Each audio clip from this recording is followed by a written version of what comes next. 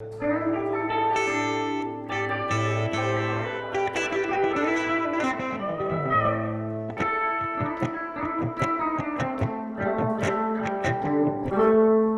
name is Matt Sweeney. I'm with Kurt Vile. Partying. Duh. So, with guitars.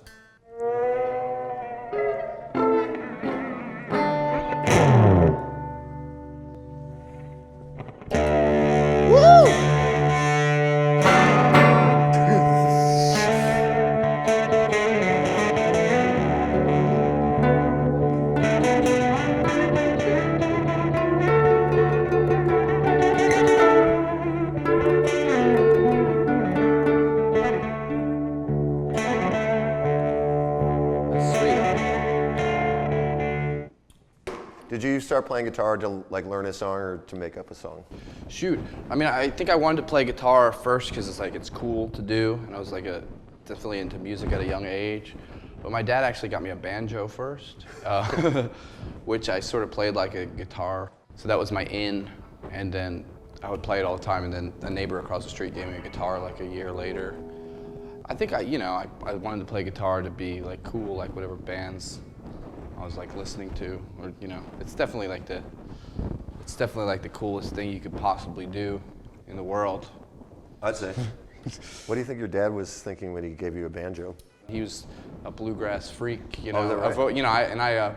I liked it then, but maybe you didn't think it was as cool to like it, so maybe you quietly liked it, or like, I remember he would play like Doc Watson, for instance, which is old time, but like, like the more like guitar-based stuff, I like that, because he'd be playing it over and over in the car and singing. So, he got me a banjo, probably hoping I'd be like the next Doc Watson or something, At what point did you start playing with other people? I think relatively quick. Once I got the guitar, I think I put together a crappy band which consisted of my cousin on drums and like high school friends, and we were putting on sort of DIY shows.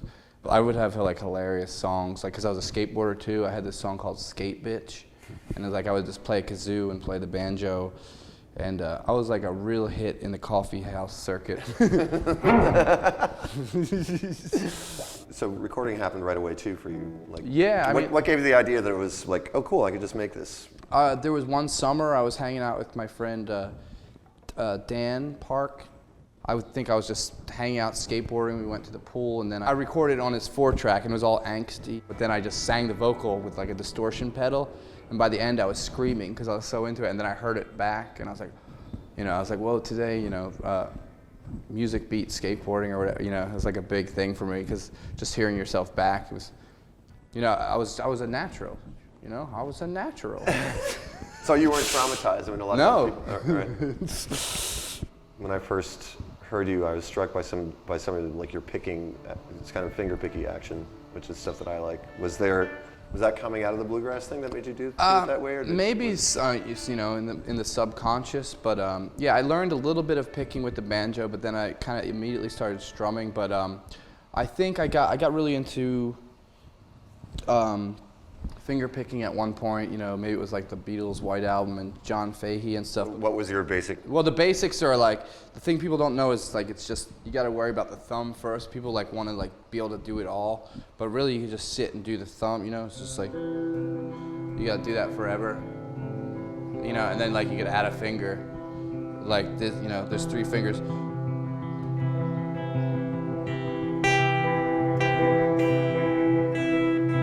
And then you add the other one.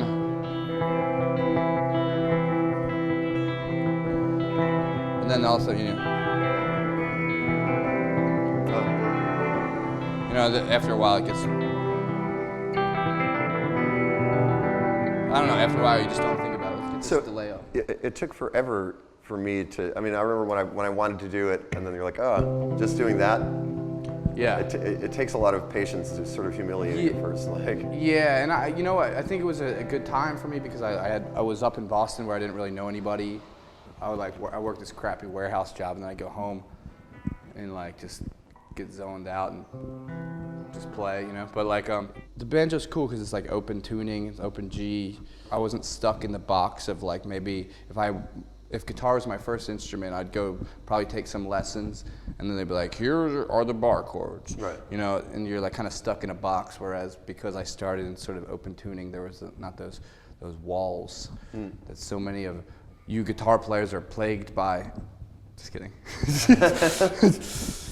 How would we explain John Fahey to some kid who doesn't know him? Well, I could go into an open tuning maybe to explain a little sort of that'd be Fahey. great. Yeah, this is open G, kids. This is one of my songs, but it's Fahey-esque.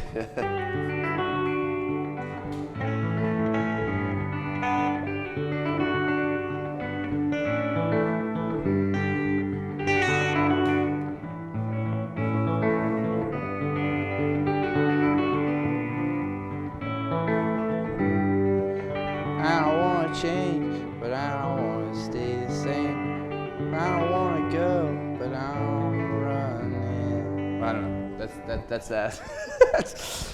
So yeah, Fahey was a finger yeah, picker. but he didn't sing. That's something you should know. He was like one of those types to go to like poor people's homes and buy their old 78s because he was like like a blues and folk junkie, like and record such. collector. But then be able to back it up and compose these compositions. Like it's definitely mixed with classical too, because he's like just sort of writing these pieces like, that have all kinds of life and like takes all kinds of paths along the way. You had when I first saw you, had the War on Drugs guys as your band, right? Was that? Well, I played in that band. That was Adam. He's one of my best friends. Did you play off of each other? Yeah, totally. We're both like equally obsessed with Bob Dylan or whatever, and Bob Dylan, the way he plays "It's All Over Now, Baby Blue" in the hotel room. Don't Look Back. It's just sort of like this chuggy strummer thing. We sort of played off that a little bit and then made it our own. Can you give the example? Yeah. You want to borrow mine? Yeah, you can borrow yours. All right, so this is the Dylan.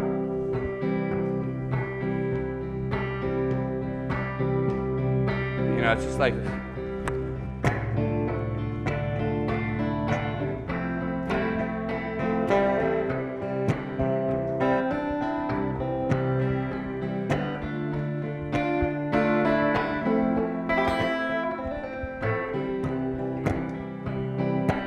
It's just like a lot in that chug. Why don't you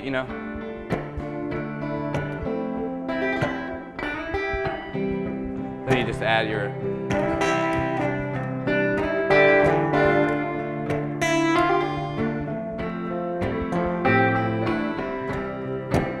So that's like, what it evolves into. Like, his was like relatively straightforward, But it was just kind of, I guess he has that pizzazz and that, obviously that persona and that style of like just.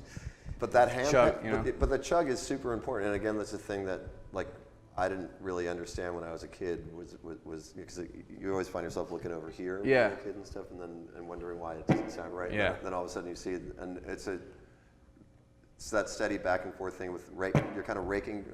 Do it again. Yeah.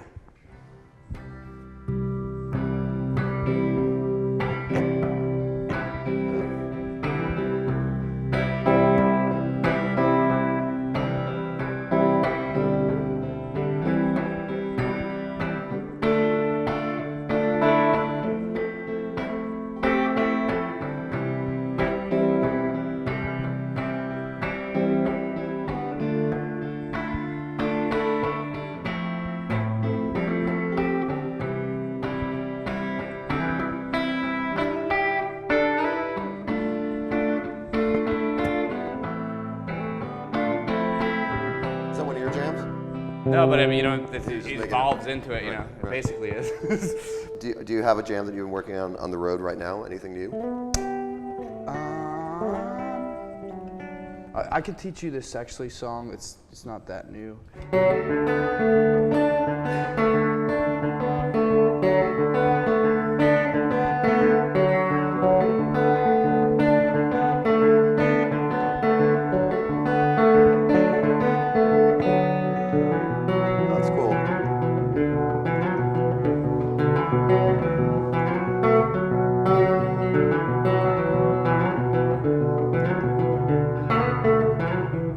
And then there's this one dreamy section where it's like this.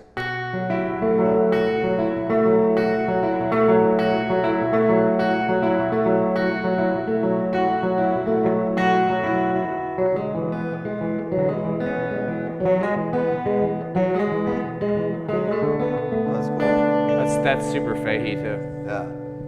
Sweet. Sweet jams.